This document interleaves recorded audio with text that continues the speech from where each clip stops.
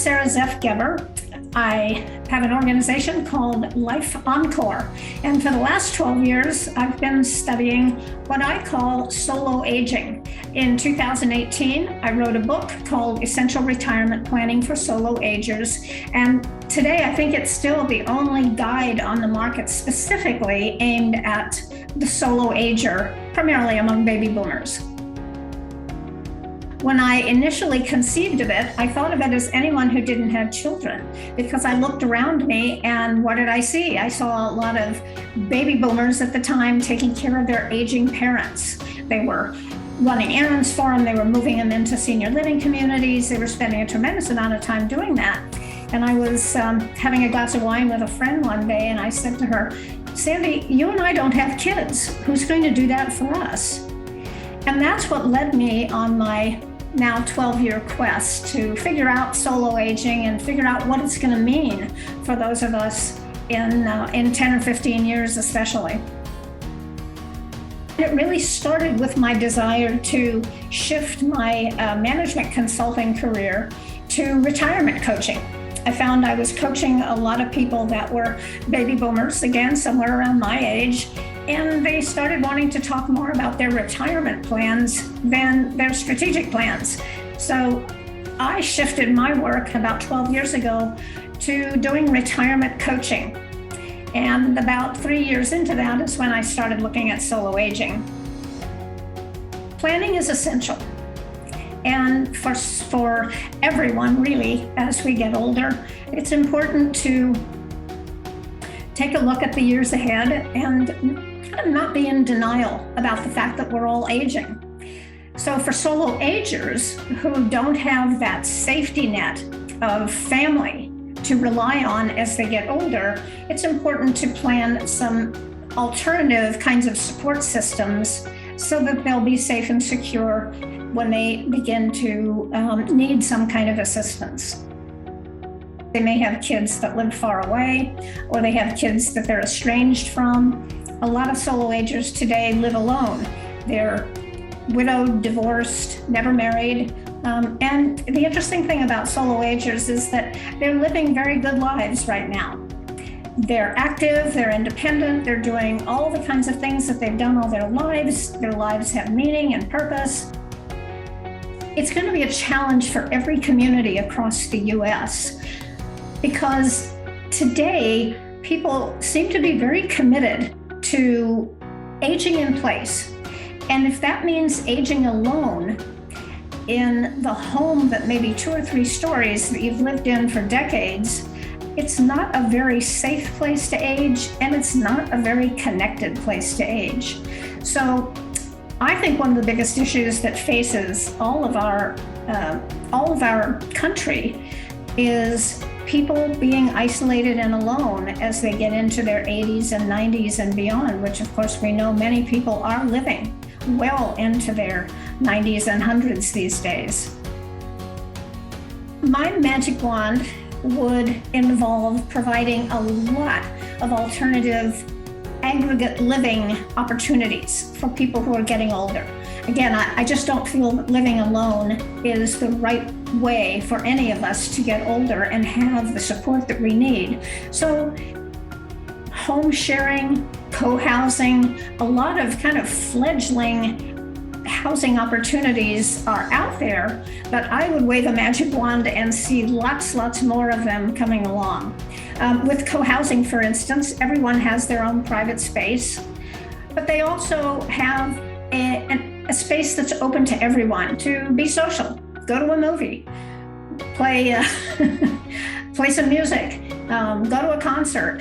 There's always people around to do those things with, or to just stay in on a rainy day and watch a good movie or play a game of mahjong. The senior living industry too, I think if I had a magic wand, I would have them take a broader look at aging in general and a more inclusive posture toward senior living and a more inclusive way of looking at housing for older adults, so that they're doing more than just providing luxury accommodations for affluent people.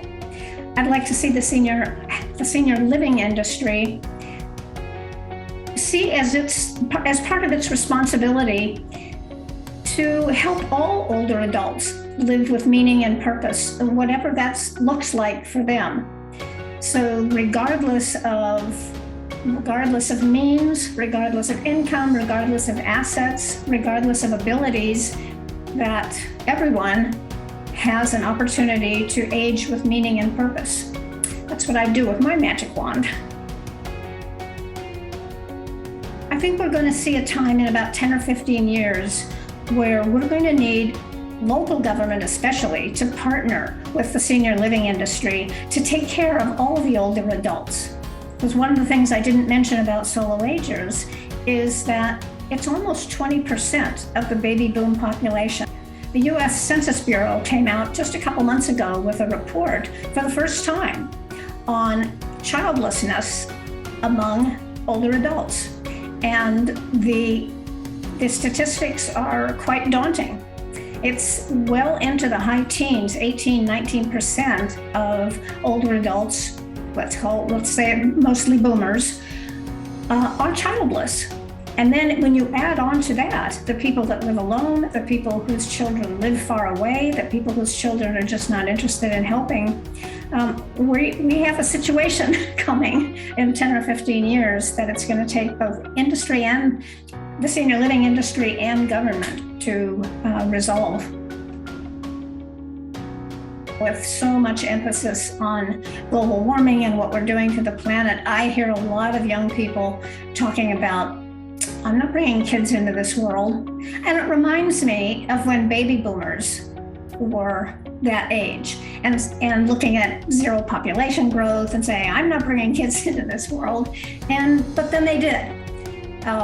Enough of them did, and plenty of the Gen Xers had kids. But yes, it's following along there.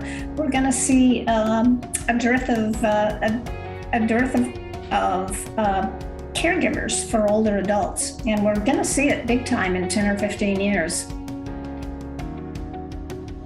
I think one of the things that the senior living industry needs to look at is all of the things that adult children still do for their aging parents, even when they live in a congregate living situation. They're still helping. They're still minding the medications. They're still going to doctor's appointments with them. They're still helping them with legal and financial matters. One of the things that I'm talking a lot to senior living providers about today is that when these solo agers are of an age where they are struggling with a lot of those things, the senior living communities are going to have to rise to the occasion and provide some of that for people that don't have the adult children to do it for them. There are a lot of new concepts coming along. Every metropolitan area that I'm aware of has a home sharing network. So if you find yourself in a large home with plenty of space and a good place for seniors to live, you might want to rent out a room. It always reminds me of the Golden Girls. I'm sure everybody thinks about the Golden Girls when they think about home sharing, but that's a great model. Those four women had a wonderful life together. They didn't always get along. They weren't always happy with one another, but they supported one another, and in the end, they loved one another. And that's what we're looking for. And by the way, it doesn't have to be just kind of unilateral in age. There's a lot of interesting concepts coming along right now with regard to intergenerational co-living. So there's that. And there's certainly a lot of different ways that people are finding to live together and be social and have a community. Community is really at the root of everything. We all, regardless of whether we are solo agers or we have kids, we all need a community. And that's what home sharing and co-housing and any kind of congregate living, that's what it provides, is that community. What I offer is guidance through workshops, lectures, and public appearances to raise awareness about solo aging. I also do that within the senior living industry. because they really need to understand the percentage of solo agers that are coming along with the baby boom generation.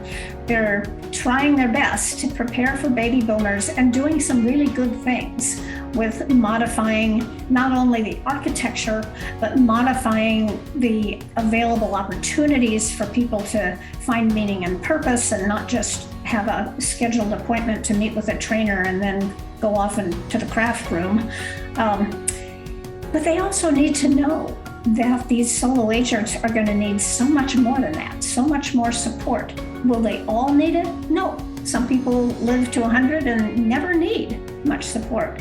But as we all know, the vast majority of people, 70+%, are going to need some kind of assistance as they get older. So solo agers won't have those adult children to provide that, and the senior living industry is going to have to take a look at that and see what they can do. And what I'm hoping is they don't end up figuring it out the hard way, kind of after the fact, after they realize they've got a couple people who don't have their health directives in order, don't understand their own insurance, can't figure out their doctor's appointments, all of those things that adult children typically rush in and help with.